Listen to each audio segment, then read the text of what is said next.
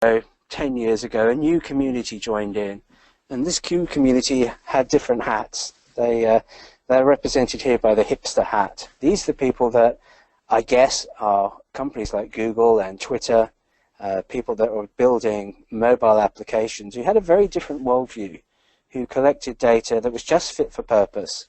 That purpose might be very specific. The data may well be captured using different technologies, in many ways less accurate than the data that we used to collect for the professional use. But it was through this new community of users that our industry has grown very, very rapidly. It's what's really made geospatial technology mainstream. And in many ways, they are two separate and parallel communities. Clearly, there should be, and there is, in many cases, some overlap, but actually they pursue problem solving in very different and in different ways. And to give you a sort of a sense of relative scale, the product I'm familiar with working in, Google Maps, probably many of you use this on your mobile phone. You may well use one of the other mapping applications that exist on your mobile device. But they've become, something that we use on a day-to-day basis and don't really think about. We have this term at Google called the toothbrush test. Is the product or service you develop so useful, it's just like a toothbrush. It's something you use every day and you don't think about it. Well, there are over 1 billion users of Google Maps on a monthly basis, and that's almost a third of the users of the internet, which is an amazing figure if you think about it. And we've seen the use of geospatial technology through mobile devices take us in all sorts of different directions that perhaps we might not have imagined. This is a photo taken by my son playing Pokemon Go this summer in London. And I'm sure many of you will be familiar with the phenomenon that was Pokemon Go. Over the summer it seemed everyone was playing this game, which fundamentally is powered by geospatial technology. It's powered by what we do. It really indicates how much of a mainstream activity this has now become. And you might have noticed from my slide, I looked at the two sort of communities. There's clearly a gap that's missing. And that's done on purpose, because I think we are just currently, now, today, entering the next phase of development, the next epoch, if you like, of our industry. And this is where increasingly machine learning and artificial intelligence is becoming an important component of what we do. An obvious example of this might be self-driving vehicles. You'll have heard numerous stories and news about the Google projects to have autonomous vehicles.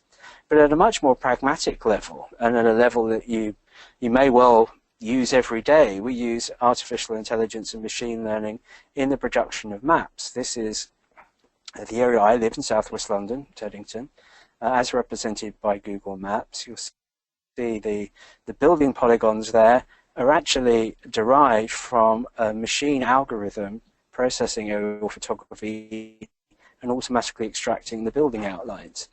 You'll see some of the buildings are shaded in yellow. This represents buildings where activity is happening. They are restaurants, they are bars, they are shops. This comes from, again, more machine learning, this time processing the tracks of people's mobile phones. Anonymously, people sharing their location and us being able to identify where there are congregations of users and therefore be able to shade the map in differently to represent different types of economic activity.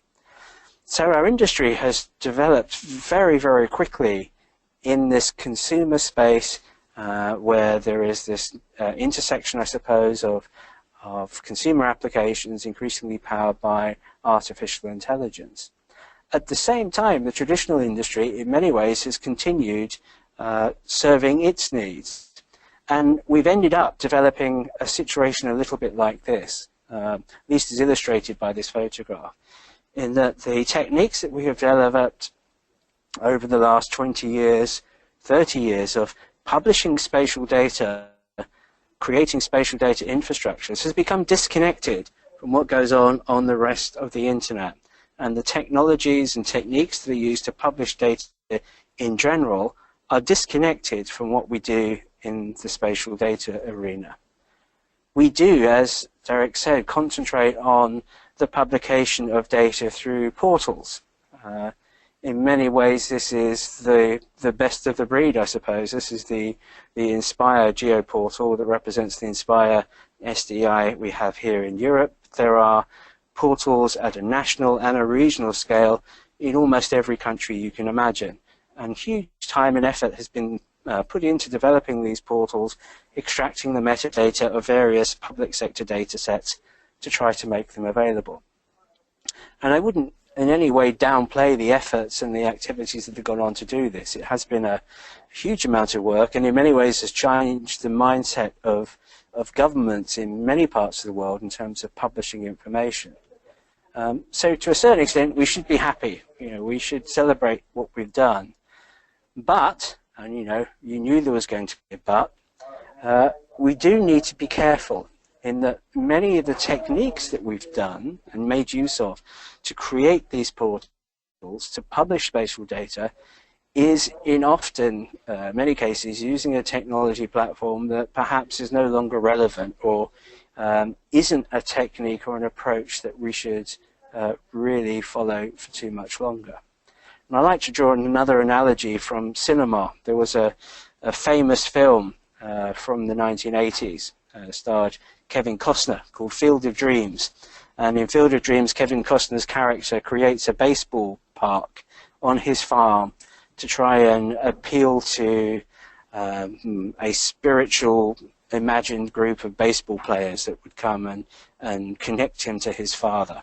And the great phrase, the term from the film was, if you build it, they will come. And this has kind of entered the folklore, has entered culture. So, if you build something, people will come and visit it. And to a certain extent, I suppose that's our rationale behind building portals. I build my portal, and everyone is going to come along, and that's how they're going to access the data that I've curated and collected and gathered together.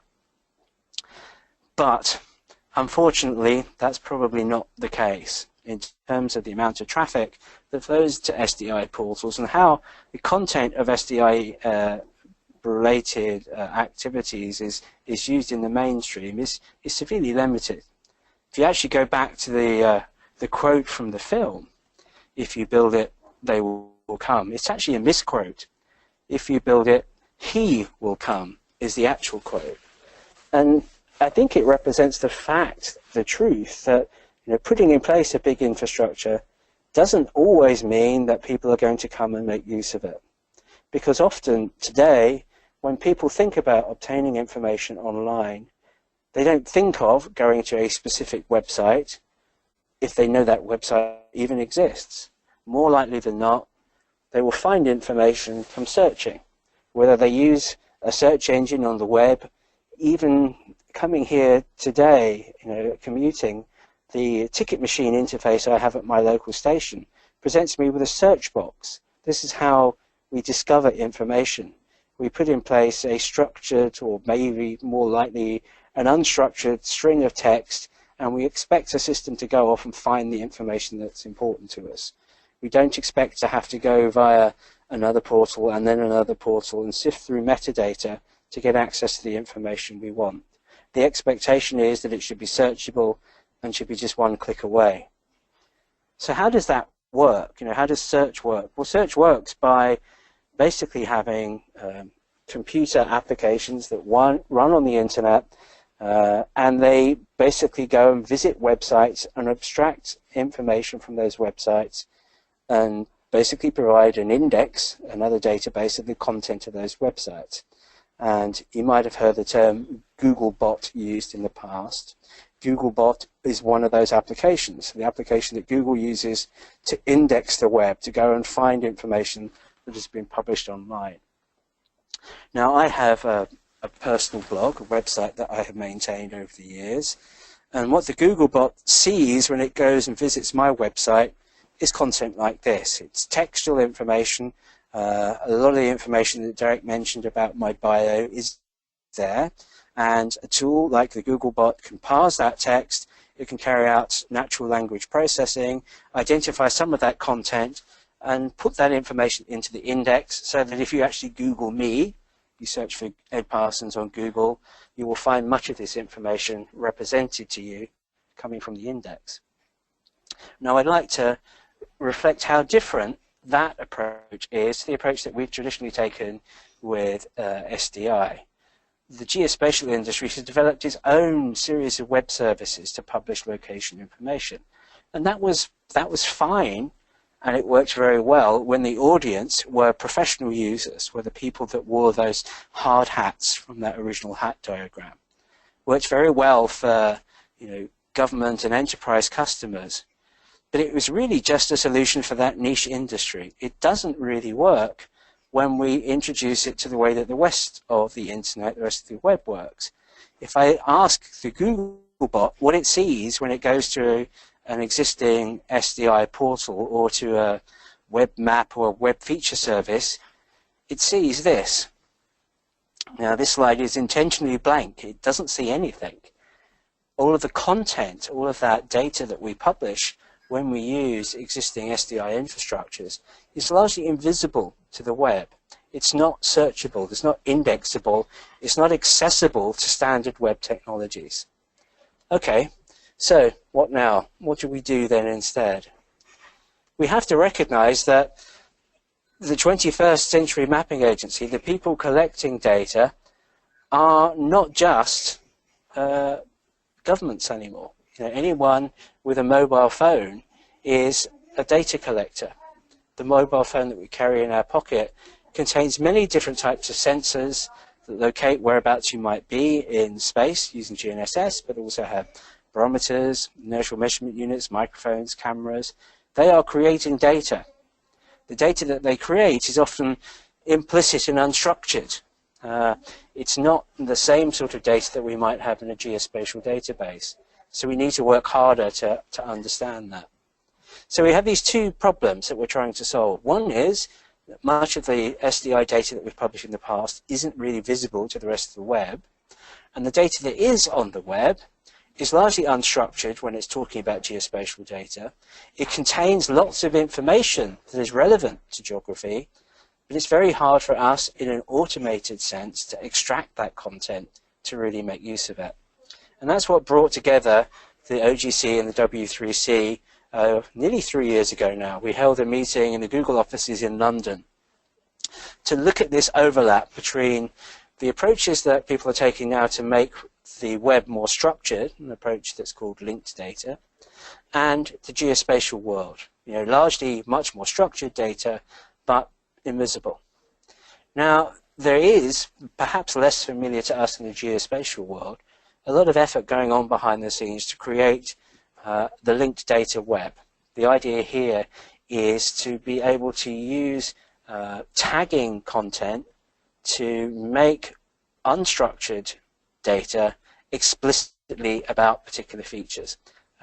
This uses technologies like RDF, JSON LD, various tagging schemes like schema.org to take a normal web page, add information to say that that text is actually an address, that text is a date, and specifically, and potentially most exciting for us, to say those coordinates actually represent a location in WGS 84 coordinates, or this is a postal code.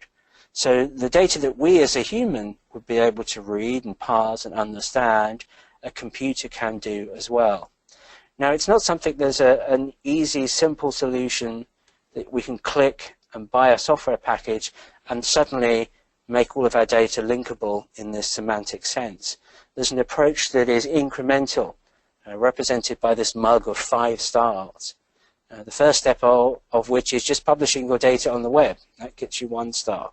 Making the data machine readable, so not using a binary or a proprietary format, and then using various tagging schemes that will eventually get you to your 5 stars of linked data. So the activity that we did with the W3C OGC was to try and bring some of this linked data thinking to the geospatial world, to say, what can we do to help the geospatial community publish data in this kind of linked data sense. Now, much of the activity we're doing is available for you to view on the web. This is the URL that I would love you to visit It identifies all the activities that we're taking part in. You can see it's a wiki. It's updated almost daily as various activities happen. Actually, as I'm speaking to you today, I'm actually at a meeting of the organization. We're sitting together working on a few documents, working collaboratively. The deliverables that we're aiming to produce follow a particular mission. And the mission was to determine how spatial information can be best integrated with other data on the web, determine how machines and people can discover facts about those different data sets, and to publish data at the most appropriate level of granularity, which is often more granular than we've published the data in the past, and to identify existing methods and tools and to create best practice for their use. We were really clear when we started that we didn't want to create yet more standards. You know, we have many standards already. We probably don't need any new ones. We just need pointers about which standards are out there and which ones we should use. And therefore, you know, if there are any kind of informal technologies out there that are being widely used, those are the ones that we should point to. And where relevant, to promote this idea of linked data using this 5-star paradigm, but not to the exclusion of any technologies, particularly if there are simple methods that we could do that make our data more visible, more accessible on the web. Those are the ones that we should choose to use. So the specific deliverables were these. In the W3C world, you have a very strict time frame for achieving particular tasks. So we had a 2-year period of time to create use cases and requirements, to produce a best practice document, to work on a vocabulary, a language for tagging data that's coming from sensors, an approach to using linked data for coverage data, so things like digital terrain models or continually varying data sets, and finally a way of handling time in a specific semantic sense, because obviously space and time are intimately linked. What I'd like to just spend the remaining few minutes doing is focusing on some of the best practices that we've come up with. This is still a work in progress, and you're more than welcome to comment and contribute, but I think it might give you some indication of the sorts of things we're working on and may give you some pointers to what might be useful. So this is where the best practice document exists. It's held in a GitHub repository that's public and accessible. Feel free to view that. We're at, I think, a second iteration of this document. There'll be another iteration of the document, hopefully published this week, updated once again. We've come up with initially about 17 best practices, i.e. these are ways of working that don't necessarily need new standards or don't necessarily need new technology, but are a different approach to publishing data that makes that data more accessible and more useful. And I'm just going to focus in on a couple of these to give you a sort of a sense of the level that we're working at. This is one of them, best practice number 7, which is to use globally unique HTTP identifiers for spatial things. And at a very pragmatic level, this says that when you publish data about a spatial object, publish it as granularly as possible and do it in a way that every feature in your dataset has its own URL or URI associated with it, its own web link. So in this case, here I'm looking at a land registration database from the Netherlands, and that link there represents a single land parcel in that database, and that link I can then pass on to other organizations, and I will know that that link is always about that one specific land parcel. And what that means is that, you know, the information that we have in our databases, in our geospatial databases, becomes just like any other content on the web, and we can easily, you know, email a link to someone or share that content to anyone. And if we are talking about the same feature, we can use the same link. We can reuse that identifier, and it allows integration at a web client level rather than doing so in a database. So in many ways it sounds very simple, and in many ways to implement it probably is quite simple, but it's just a different approach to conventionally publishing data. Linked to this best practice is best practice number 4, make your data indexable by search engines, i.e. make sure that your information isn't hidden behind some sort of a web service that's invisible to those web crawlers, the Google bot. And this might just mean taking a simple approach, as is carried out here in the city of Nanaimo in Canada, to actually publishing information as web pages. So here, again, for every land parcel, there is a web page that contains information about that particular land parcel, its location, its geometry, the metadata associated with it, but it's published as a web page. It might mean that you end up with many tens of thousands, millions of web pages, but they are tools, methods of publishing data that are very well recognized and standardized across the rest of the internet. Another best practice for you to look at is to provide geometries on the web in a usable way. And this is really saying just use simple geometry techniques where possible, and perhaps meeting the needs of different requirements. If I'm in the United Kingdom, for example, as well as publishing the geometry of a particular feature in Ordnance Survey National Grid coordinates, also do so in global coordinate systems. Again, it makes the integration of data sets simpler, recognizing that those needs are out there and that there are different communities of users on the web. So geometry should be expressed in a way that allows its publication and use on the web in as simple a way as possible. Now, we're not prescribing necessarily any particular file format. The example there is from GeoJSON, which is a lightweight format that's currently quite popular. But it's to think about, what are the user needs? How do the users differ, perhaps, from the publishers of their data? And to better understand what those user needs are. Okay, well, let me conclude by giving you a pointer of where you can contribute, where you can help us in this process.